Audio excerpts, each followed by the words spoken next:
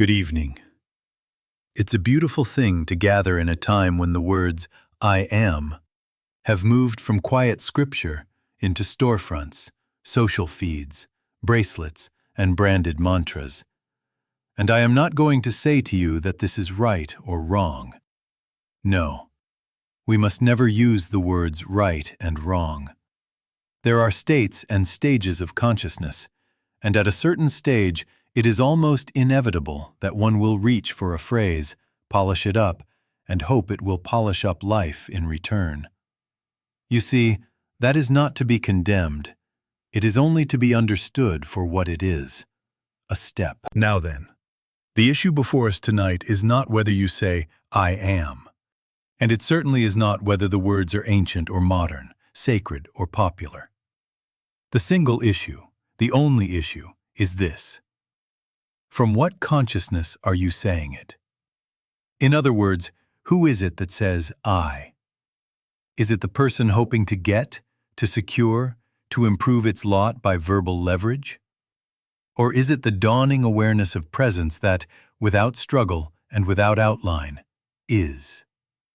Between those two I's lies a universe of difference, and the sentence on the tongue cannot bridge it. Only the state of consciousness can. Watch out. I'm speaking now from the standpoint of the infinite way. I'm not speaking as a motivator, nor as a mind technician. And I certainly am not asking you to abandon your tradition. Keep your tradition if you will. Honor it. Be faithful to it. But as we sit together, let this be our shared agreement. God is spirit. God is law as well as love. And God is the only actor. To the degree that is true, I am cannot be a tool in the hand of a human mind to enlist the infinite in the project of personal enlargement. Never. Never. Never. The moment you turn your face Godward to get, you have already confessed a God you do not yet know. A God outside withholding what you would draw within by sound. Please do not hear condemnation in that. I have no spiritual pride. I know where I am and just where I am not yet. And I know by experience how natural it is to begin with words, to comfort oneself with sentences, to feel safer because one can say them on demand. At one level, affirmations can steady a wavering heart. They can gather the scattered thoughts. But the question remains, and it will not be dismissed. From what center do you speak? If the personal I is trying to grow bigger by holy syllables, it is only a polished ego, not a purified awareness. Here is our thesis, quietly stated and, I trust, quietly received. The I am you are seeking is not a sentence to repeat until results appear. It is the presence already functioning as you. And as consciousness matures, the practice changes of itself, from declaring at God to resting in God, from asserting identity to discovering that identity is presence revealing itself. Then, when at last you say I, you will find no strain in it, no bargaining, no outline, only that gentle, lawful harmonizing that attends contact. Now then, let us look squarely at these two I's, because until we make this discrimination within ourselves, we will continue to polish the very thing we are meant to outgrow. The personal I, the human sense of self, is the one that wakes in the morning already half a step behind, mounting its guard, making plans to improve itself, to protect itself, to compare itself with the neighbor, and then to justify the comparison. It is always becoming, always reaching for a better version of yesterday, and because it is forever in the act of becoming, it is forever just a little afraid. You see, a self that must become is a self that confesses, however unconsciously, that it is not yet. And so it strains. It makes affirmations to get. It rehearses sentences to feel bigger than it feels. It wears I am like a medal to give courage to a private soldier going back onto the battlefield. On the other hand, and I use that phrase to mark a true shift, the impersonal I is not a history, not a body, not a reputation, not a bundle of yesterday's hurts and tomorrow's hopes. It is presence. It is the I that does not need to become because it is. It is the life of God as law and as love revealing itself here, as this life, without outline and without strain.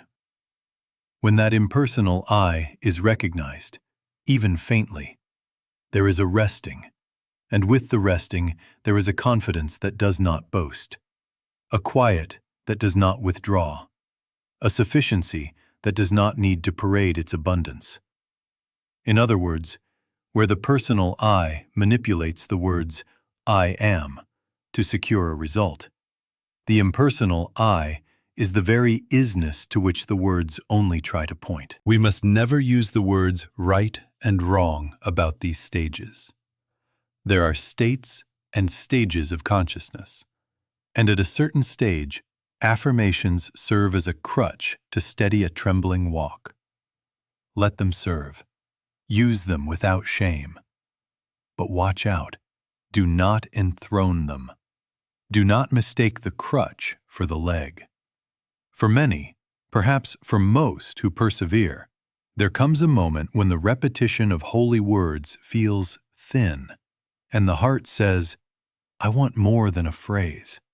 I want the presence the phrase announces. That is not a failure.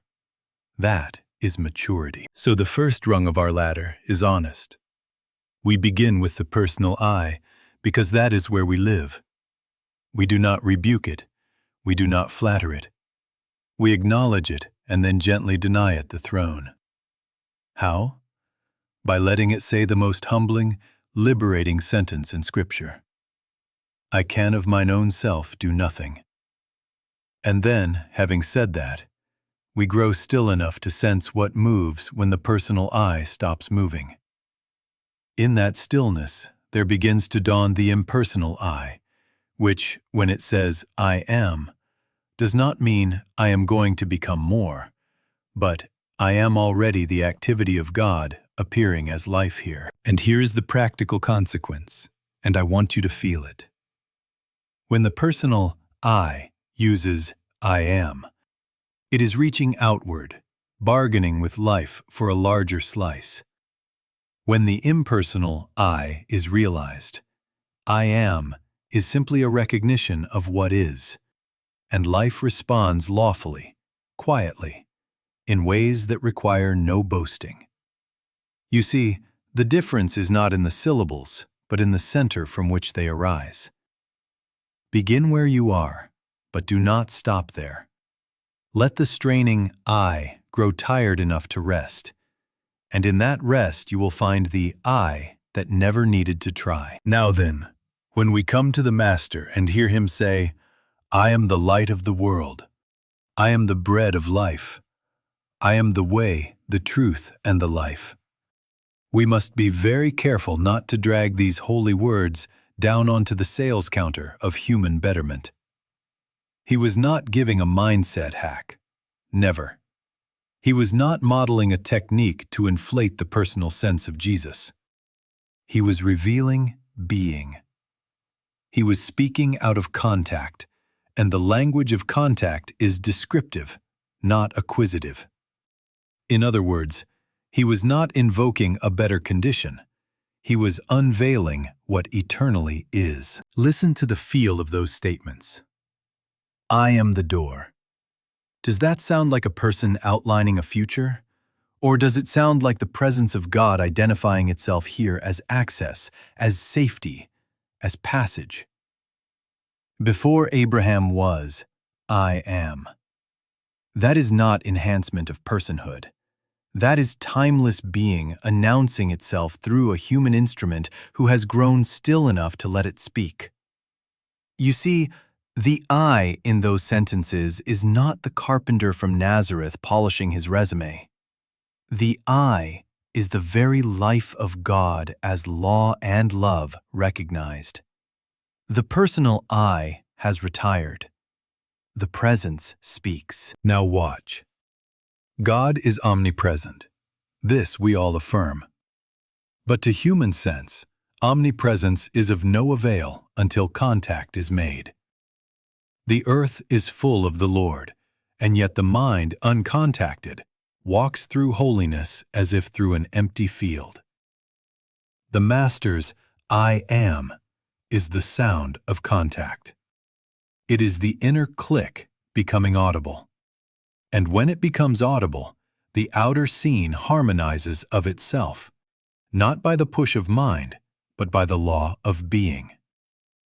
I and my Father are one, not a boast, not a superior badge, but the recognition that removes the need to outline, the need to persuade, the need to strain. You may say to me, but then, are you saying I shouldn't affirm health, supply, love?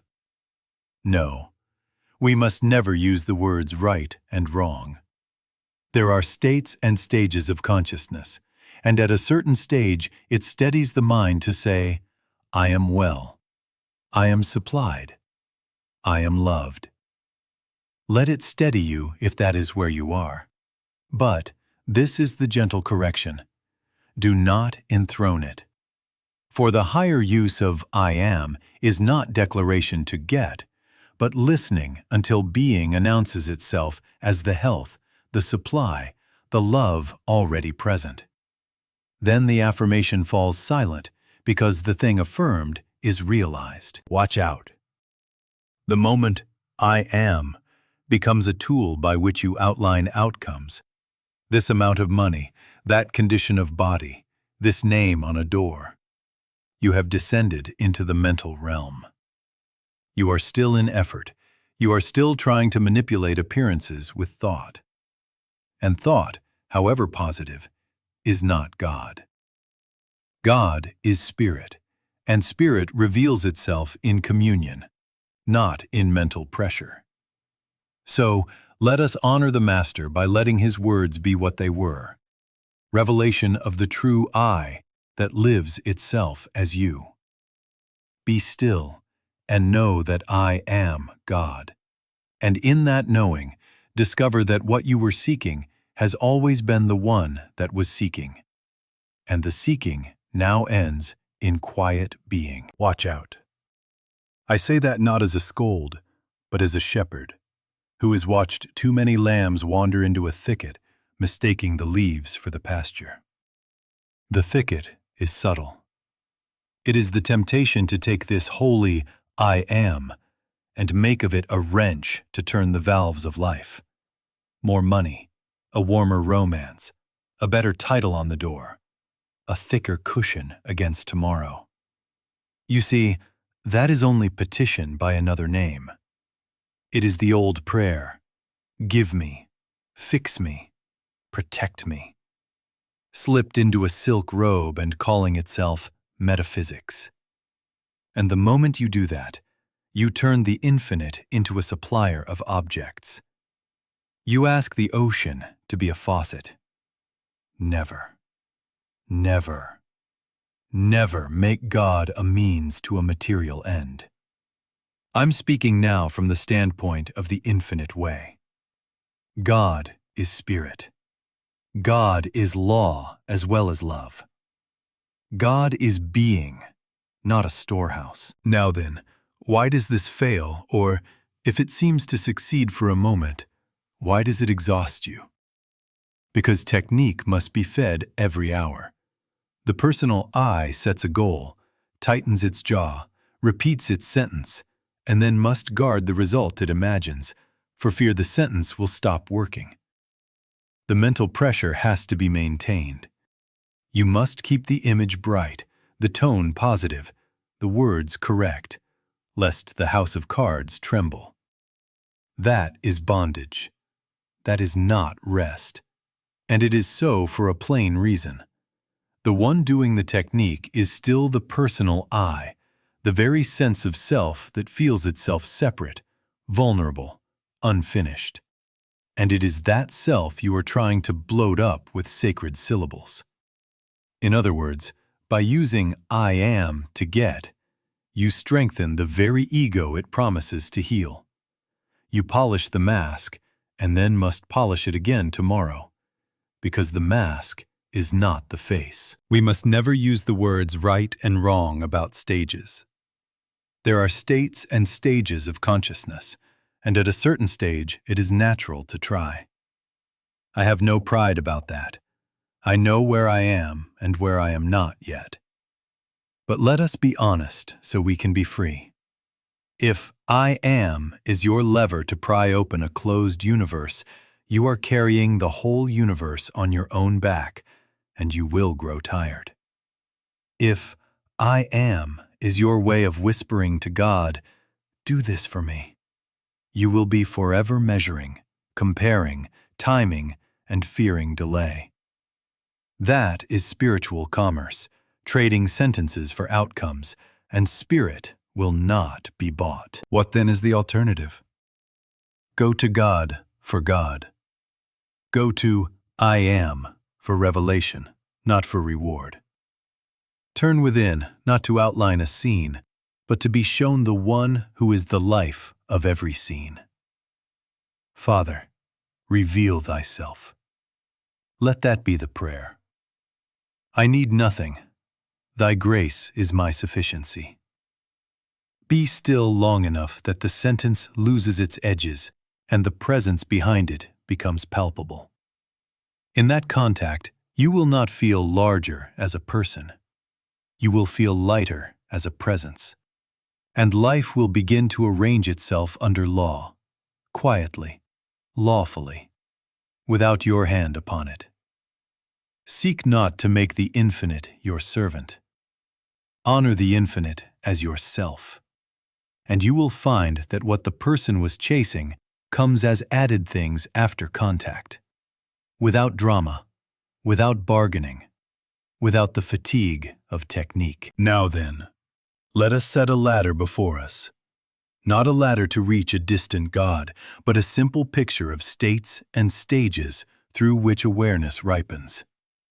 We must never use the words right and wrong about these rungs. They are not moral steps, they are levels of consciousness, and each one has its own honesty, its own utility, its own temptation. I'm speaking now from the standpoint of the infinite way, and I want you to feel that this ladder is not a philosophy to recite. It is an experience that unfolds in you as you live with God for God. The first rung is I, the person. Here the heart is sincere, yes, often frightened, often lonely, often pressed by need, and so it reaches for words to steady itself. At this stage, structure helps. A time of day, a chair kept for silence, a sentence repeated to gather a scattered mind. None of this is to be despised. You see, when the waves are high, you cling for a moment to the rail. There is no shame in that. Let the affirmations serve as a sling on a tender limb. Let the practices quiet the noise. Only watch out. Do not mistake the rail for the sea, nor the sling for the arm. The personal I at this rung tends to guard its borders, to defend, to compare, and the very energy that keeps it safe also keeps it strained. That is why it clings to I am as a shield, using it to become, to get, to be a little bigger tomorrow than it feels today. Now the second rung dawns, and it does so the moment you sense, even faintly, that life is living itself, that there is an actor and it is not the personal mind. In other words, the impersonal I begins to be recognized.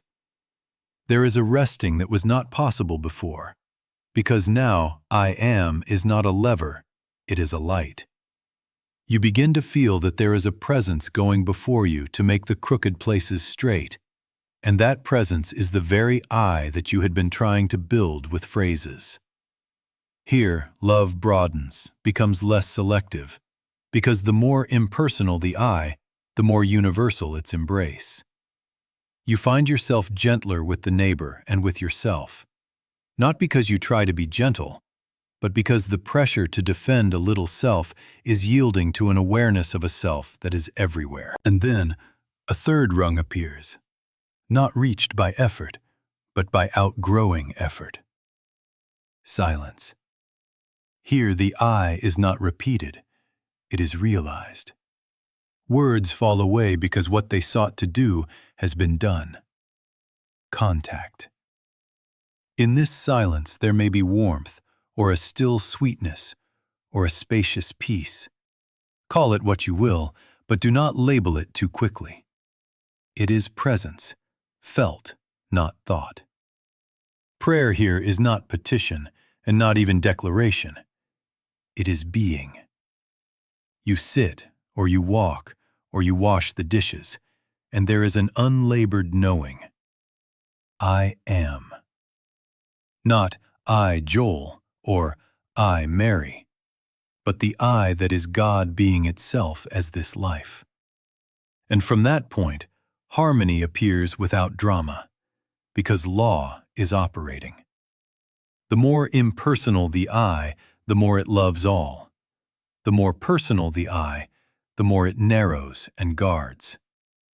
Never, never, never try to intensify the personal self to reach this. Outgrow it. Let it relax its grip. Be still, and let presence be what presence is. So the ladder stands, from the person who seeks stability, to the presence that quietly is, to the silence where even the sentence yields to being. And now you know the secret in plain words. The true I am is not achieved by tightening the little fist. It is realized when the fist opens and finds it never held anything at all but was being held, all along, by I. Now then, once you have seen the ladder, you will understand at once why the practice must change. If the goal is contact and not persuasion, if the aim is being revealed and not conditions acquired, then prayer cannot remain a string of sentences addressed to a God imagined as outside. Prayer must become that inner attitude by which contact is made. In other words, prayer is not words. Prayer is receptivity. Prayer is not thought. Prayer is listening. Prayer is not outlining a picture and asking the infinite to fill in the colors. Prayer is the gentle surrender of the picture until presence paints itself. I'm speaking now from the standpoint of the infinite way. We must never use the words right and wrong about the stages that involve affirmations. There are states and stages of consciousness. At a given rung, I am healthy, I am abundant, may steady a storm-tossed mind. Let it steady you if need be, but watch out. The higher use is this simple inner pivot. Let the heart say, Father, reveal thyself, and then be still. Not, reveal thyself so that I may get a result, but, reveal thyself, for thou art the one thing needful. And when the petition to get falls away, the prayer to be begins. Now then, about desire. Do not suppress it. Purify it. Elevate it. Move it from I want outcomes to I want God. Because God, as spirit and as law, contains within himself the entire harmonization of life. Seek the kingdom, not the things. And the things, by law, appear as added.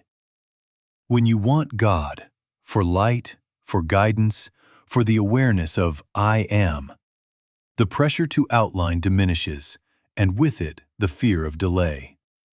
You see, desire purified is desire fulfilled, because the fulfillment is contact itself. What does listening feel like?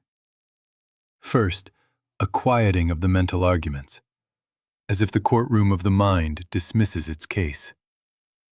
Next, a soft recognition. sometimes no more than a breath of assurance that needs no sentence to prop it up.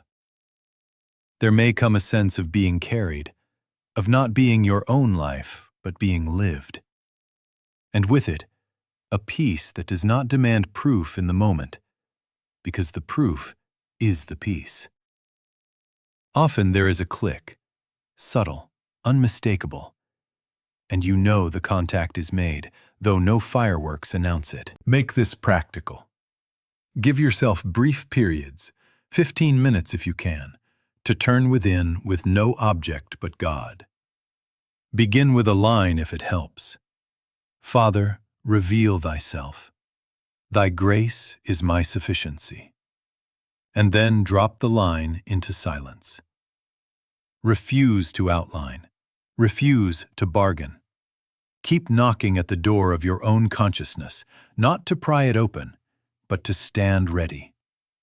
In that readiness, the true I am announces itself, not as a boast on your lips, but as presence felt.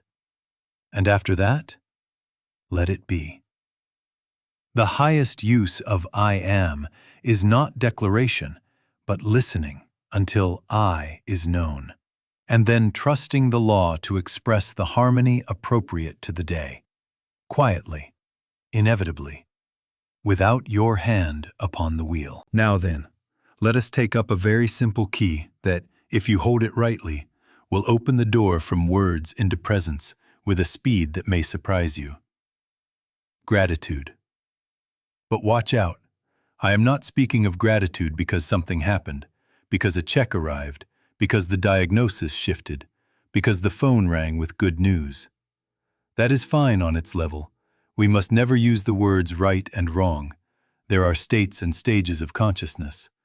But that kind of gratitude is still a negotiation with effects. It thanks the shadow for appearing a little more pleasantly on the wall. The gratitude, I mean, has no object. It is not, thank you for this. It is, thank you that thou art. It is gratitude because being is, because I am is, because God is omnipresence, omnipotence, omniscience, here. You see, object-based gratitude keeps the mind in the marketplace. It weighs, it measures. It says, if I am grateful for this, perhaps I will get that. That is a contract. That is spiritual commerce. And the moment you enter into commerce, you are back at technique. You are back asking the infinite to be a faucet. Never, never, never use gratitude as a lever. Gratitude without an object turns you from the forms to the source, from the gift to the giver who is not separate from the gift, from the sentence, I am grateful for, to the silence in which I am is felt. Pair gratitude with love, and you have the atmosphere in which presence is recognized. Again, not love of a person and not love of a thing. That also has its place. But love of truth. Love of the very fact that God is spirit, law as well as love, and that this holy law is the life of you and of all. Let the heart, without naming a single outcome, warm itself at that fire. Father, I love thy appearing. I love thy nature. I love that thou art. And then rest. This love, married to objectless gratitude, softens the clutch of the personal I. And in that softening, awareness becomes transparent enough that the true I announces itself. Make it very simple. Acknowledge omnipresence. Here, now, God is. Then release outlining.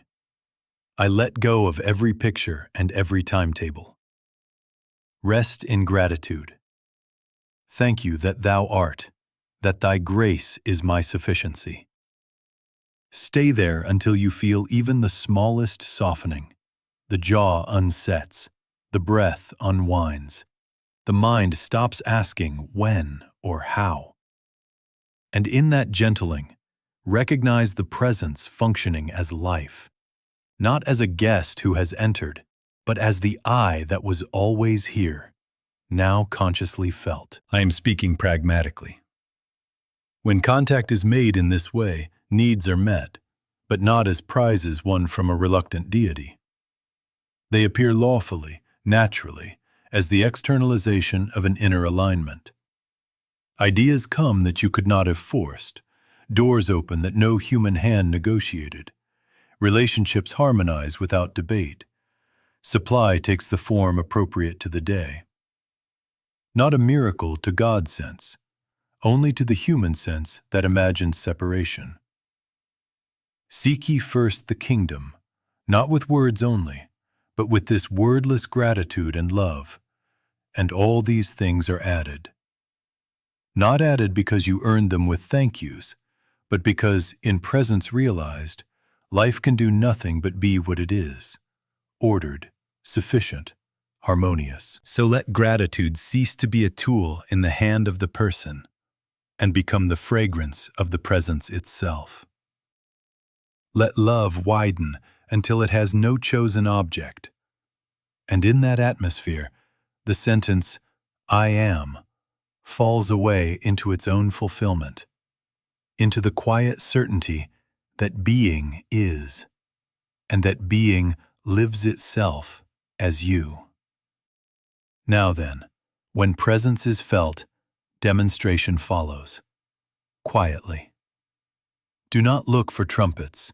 Do not look for fireworks.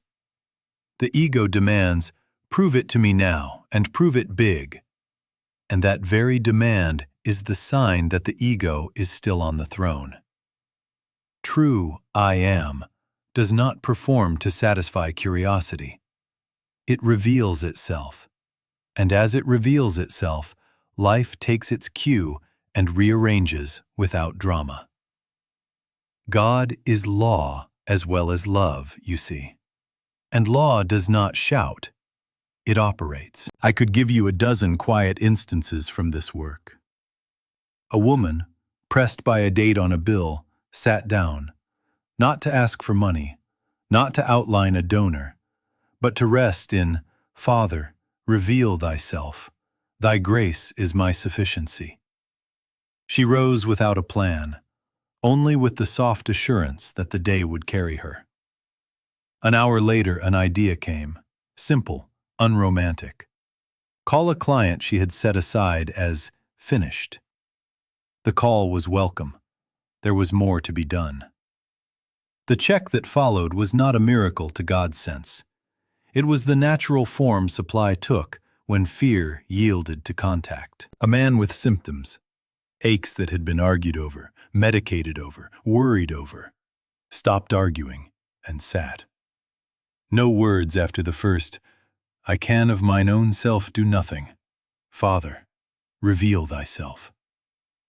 In that stillness a warmth came, yes, and along with it the clear sense, rest today. Lay down the schedule. He obeyed.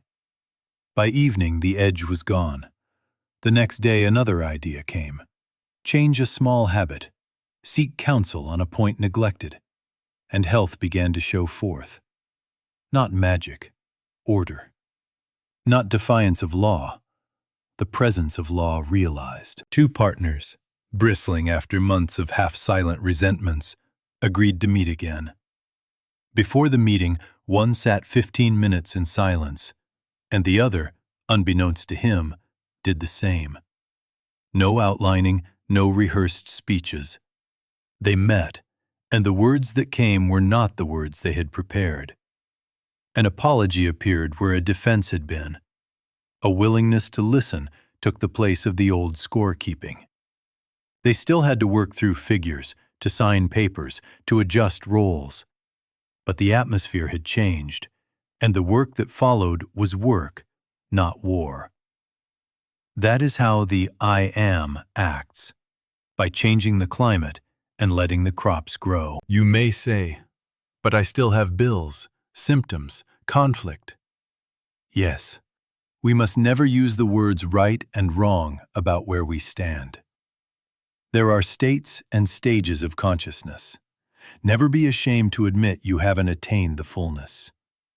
If you are in a stage where fear returns, acknowledge it and turn again, not to technique, but to contact. And if you find yourself in bareness, where the old affirmations no longer comfort, and the deep silence has not yet opened, do not call that failure. That is a holy threshold. You are being weaned from mental pressure and made ready for presence. Be patient. If you are patient enough, the ideas come. They come because mind is infinite and present. They come as a line to write in a letter, as a name to call, as a small change in how you work, as rest taken without guilt, as a prompting to seek skilled help at the right moment, as a new door you had not noticed in the hallway you walk every day. They are not dramatic.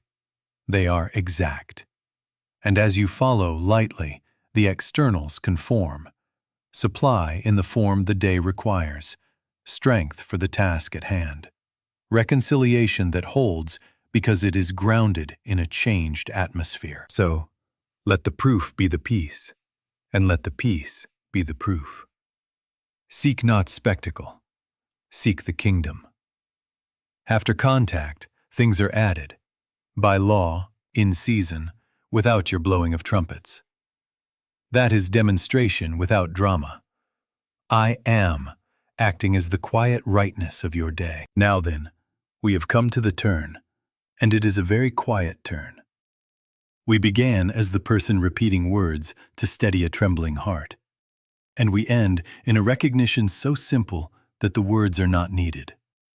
In other words, the arc completes itself, not by a bigger sentence, not by a brighter effort, but by a yielding, so complete, so gentle, that the I am you have spoken about becomes the I that is knowing itself as you.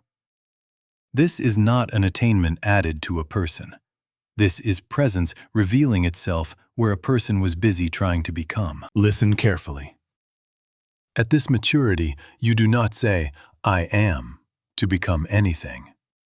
You rest so deeply that being announces itself, and that announcement is not audible speech. It is the felt silence that says, without syllables, I.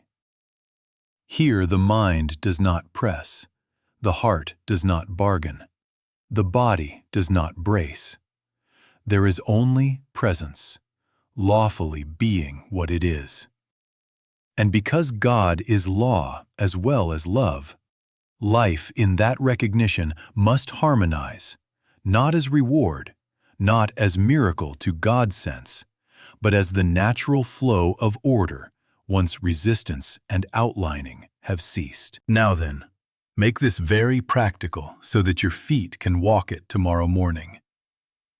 Give yourself brief, faithful pauses in the day, 5 minutes, 10, 15 if you can, where you turn within with no project, no timetable, no list.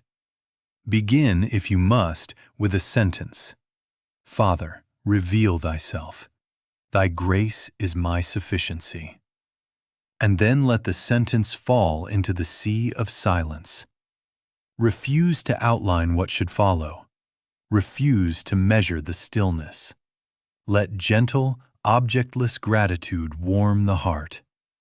Thank you that thou art. And then listen, not for words, but for presence. In moments of fear, turn immediately, even for 30 seconds, to that inner resting place. Do not argue with the fear. Do not patch it with phrases. Turn, be still, and let the pressure roll off into the awareness that I and the Father are one. We must never use the words right and wrong about where we are. There are states and stages of consciousness. If, at your present rung, an affirmation steadies you, let it steady you without shame. Only watch out. If your soul is being called deeper, do not refuse the call by clinging to the crutch. The crutch is not the leg, and the sentence is not the presence.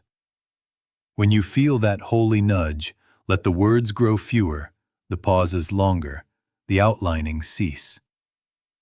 Never, never, never try to force God into your picture.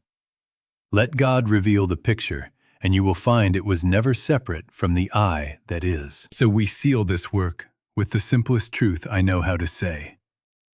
The I am you are seeking is the presence already functioning as your very life. You do not achieve it. You awaken to it. You do not drive it. You are carried by it. Be still and know. Let the sentence fall away until only being remains, and let that being live itself as your day, quietly, lawfully, abundantly, without your trumpet and without your fear.